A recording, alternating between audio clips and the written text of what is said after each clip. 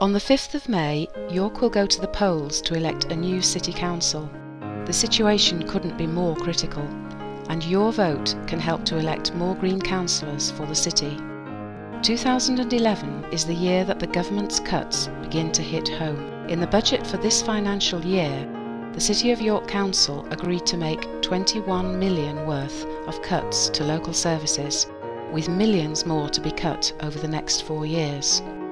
There are job losses across the council and in York's libraries, cuts to preventative mental health care, youth services, careers advice services and the Holocaust Memorial Fund.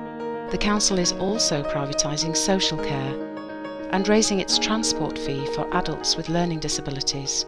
The most vulnerable in our society are being forced to pay for a financial crisis which they did not cause.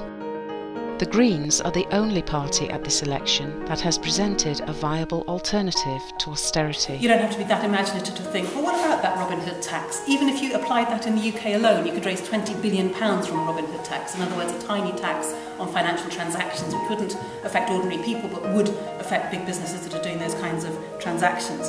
You know, if you scrapped Trident replacement, 100 billion over 30 years, the tax avoidance and tax evasion by the rich, which is again costing us around 13 billion of lost revenue every year out of the Treasury.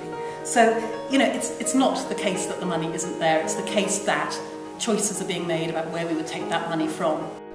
The Green Party has been heavily involved with campaign groups that are fighting the cuts in York. At a council level, the Greens propose to save £5 million per year from the budget, without sacking any additional staff, through a cut hours not jobs policy, and by cutting the pay of the council's highest earners.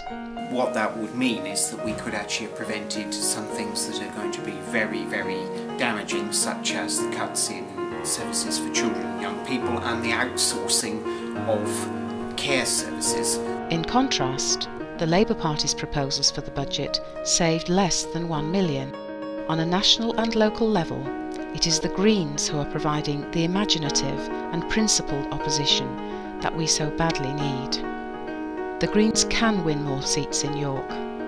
At the last local elections, Andy Chase was only 64 votes away from being elected in Micklegate. The Greens were second in both Heslington and Clifton, and also came close in Guildhall. If you agree that York needs to keep a Green voice on the local council, then please vote Green on the 5th of May.